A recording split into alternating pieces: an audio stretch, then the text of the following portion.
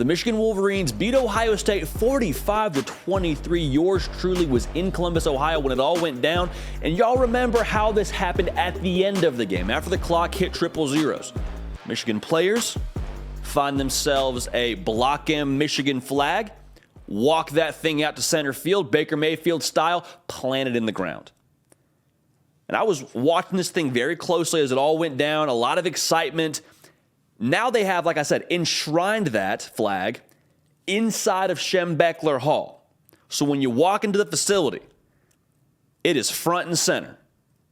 They have made it a shrine, and I guess is what enshrined means. They have made it a centerpiece for what you walk in seeing for Michigan football. So if you're an Ohio State fan, maybe you have an issue with this, but I just kind of want to give you my thoughts on this. The way that I feel about this is very much like Ricky Bobby says in Talladega Nights. Winners can do what they want. Okay? Winners do whatever they want to do, especially in a rivalry game. There's no such thing as sportsmanship when it comes to playing your rival, especially if your rivalry is Ohio State and Michigan. Like, everything is fair then in that regard. And for Michigan, it's hard to blame them for doing this. It's hard to blame them for having this much excitement for what that game meant. We'll talk more about that in just a second. But if you're Ohio State, you take mental notes now.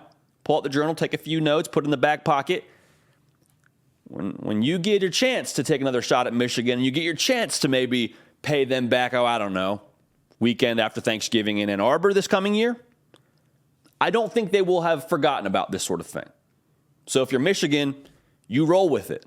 You understand fully that if this is a thing where you're on the other side of that game next time, there could be some repercussions with what Ohio State chooses to do with their sort of flag and what they do to your middle of the field logo. So just keep an eye on that. Just kind of keep a thought around that. But for Michigan, winners do what they want.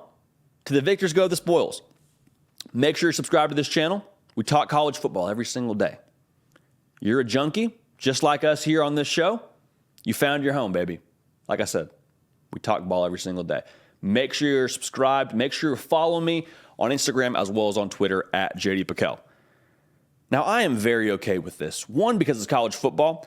I like this a lot more, though, because of what that moment meant to Michigan. And I say I'm okay with this, not just the flag plant. I think that was cool. But I'm talking about making it essentially a spectacle, putting it front and center in your football facility. Because that was a big win for Michigan. Even more so, what that could be, transparently, that could be a milestone for this program in terms of what they do in the future under Jim Harbaugh, what this rivalry looks like in the future for Michigan football. That could be the tide turner. That could be the kind of game that turns the entire trajectory of the Michigan-Ohio State rivalry if Michigan has their way. Because they already beat them the year before, and that was a big deal. It was the first time they had done it in like 8 tries. However, a lot of people have a conversation around, well, it was in Ann Arbor. Wait till we get back to Columbus. Wait till we play them at the shoe. Okay? Got it? Cool? Noted? Go to your house and take what's yours. Take what you have out of the pantry and then some. Now what? Now what? Like, once is nice, 2 starts to develop into a trend. And so for Michigan, just like I said, that game I think very much feels like a changing of the guard in that rivalry. It was their way of saying, listen, we're here now. They validated in every sense who they already believed they were internally, but they validated it to the rest of the world by winning that game in the fashion they did. I mean, they took them to the cleaners in the second half. I was standing on the Ohio State sideline when the tide started to turn in that game. Kind of saw the writing on the wall, started to walk my way over to the Michigan side as Donovan Edwards ripped off a long touchdown. On one side, in Columbus, it was like a library.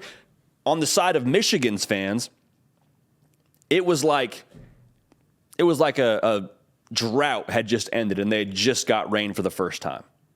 And again, this was the second time they had beat them. It wasn't even the first time, but it felt very much like, okay, now we're here. Now you know what we're about. And so in some ways, I respect it. Not in some ways. In every way, I respect they made it a shrine inside of their facility. I think that's a phenomenal thing to see every single time you walk in, because this rivalry is what drives both these schools. It drives you at Michigan, it drives you at Ohio State. It's all about beating the opposition 365 days a year. That is the mission. Okay? Now, for Michigan, the task is going to be to make it a routine. Because you've set the precedent the last 2 years. We beat Ohio State. Hasn't always been that way around here in the last decade, but this is how it's going to be now.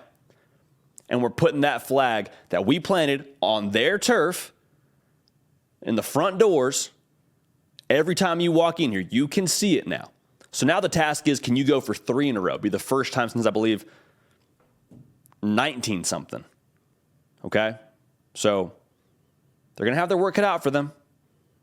It places another target on Michigan's back, but I don't think they need any more motivation to the Buckeyes to try and beat the Wolverines. But I love this, man. Only college football, only in college football would you enshrine the flag that you planted on your rival's turf. That's why we freaking love this thing. All right, make sure you're locked in here. Like I said, make sure you're subscribed. We talk ball every single day. Follow me on Instagram. Follow me on Twitter at JD Piquel to stay up with everything that we got going here. Okay? We appreciate y'all. We love y'all, man. We're going to keep the party rolling. We will see y'all next time. Hey, y'all. Thanks so much for watching. Subscribe to the channel here to make sure you don't miss an episode of The Hard Count. Also, be sure to check out other videos on the On3 YouTube channel.